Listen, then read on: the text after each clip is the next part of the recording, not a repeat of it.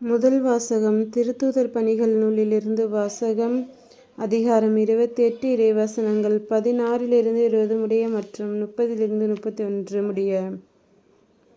நாங்கள் உரோமைக்கு வந்தபோது பவுல் தனி வீட்டில் தங்கியிருக்க அனுமதி பெற்றுக்கொண்டார். ஆனால் படைவீரர் ஒருவர் அவரை காவல் காத்து வந்தார். 3 நாட்களுக்கு பின்பு பவுல் யூத முதன்மை குடிமக்களை தம்மிடம் வரவழைத்தார்.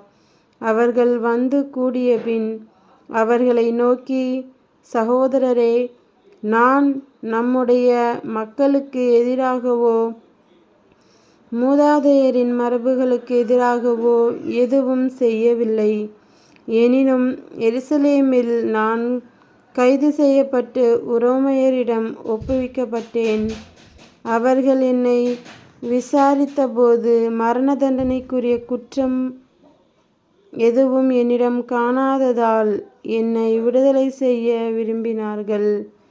யூதர்கள் அதனை எதிர்த்து பேசியபோது நான் சீசரே என்னை விசாரிக்க வேண்டும் என்று கேட்க வேண்டிய கட்டாயத்துக்குள்ளானேன். ஆனால் என் இனத்தவருக்கு எதிரான குற்றச்சாட்டு எதுவும் என்னிடம் இல்லை. இதனால்தான் நான் உங்களை கண்டு பேசுவதற்காக அழைத்தேன். இஸ்ரேல் மக்கள் கொண்டிருக்கும் நம்பிக்கையின் பொருட்டு நான் விலங்கிடப்பட்டுள்ளேன் என்றார். பவுல் அங்கு 2 ஆண்டுகள் முழுவதும் தாம் வாடகைக்கு எடுத்த வீட்டில் தங்கியிருந்தார். தம்மிடம் வந்த அனைவரையும் வரவேற்று இறையாட்சியை குறித்து பறைசாற்றி வந்தார். ஆண்டவர் இயேசு கிறிஸ்துவை பற்றி முழு துணிவோடு தடையேதுமின்றி கற்பித்து கொண்டிருந்தார். இது ஆண்டவர் வழங்கும் அருள்வாக்கு. இறைவா உமக்கு நன்றி. நற்செய்தி வாசகம். புனித யோவான் எழுதிய நற்செய்தியிலிருந்து வாசகம். அதிகாரம் 21, இறைவசனங்கள் 20-25 முடிய.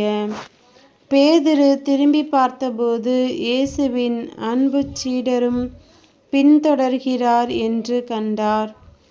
இவரே இரவு உணவின் போது இயேசுவின் அருகில் அவர் மார்பு பக்கமாய் சாய்ந்து கொண்டு, ஆண்டவரே, உம்மை காட்டிக் கொடுப்பவன் எவன் என்று கேட்டவர். அவரை கண்டபோது பேதுரு இயேசுவிடம், ஆண்டவரே, இவருக்கு என்ன ஆகும் என்று கேட்டார். இயேசு அவரிடம், நான் வரும் வரை இவன் இருக்க வேண்டும் என நான் விரும்பினால் உனக்கு என்ன? நீ என்னை பின்தொடர்ந்து வா என்றார். ஆகையால் அந்த சீடர் இறக்க மாட்டார் என்னும் பேச்சு சகோதரர் சகோதரிகளிடையே பரவியது. ஆனால் இவர் இறக்க மாட்டார் என இயேசு கூறவில்லை. மாறாக, நான் வரும் வரை இவன் இருக்க வேண்டும் என நான் விரும்பினால் உமக்கு என்ன என்றுதான் கூறினார். இந்த சீடரே இவற்றுக்கு சாட்சி. இவரே இவற்றை எழுதி வைத்தவர். இவரது சான்று உண்மையானது என நமக்கு தெரியும். இயேசு செய்தவை வேறு பலவும் உண்டு. அவற்றை ஒவ்வொன்றாக எழுதினால் எழுதப்படும் நூல்களை உலகமே கொள்ளாது என கருதுகிறேன். இது கிறிஸ்துவின் நற்செய்தி. கிறிஸ்துவே உமக்கு புகழ்.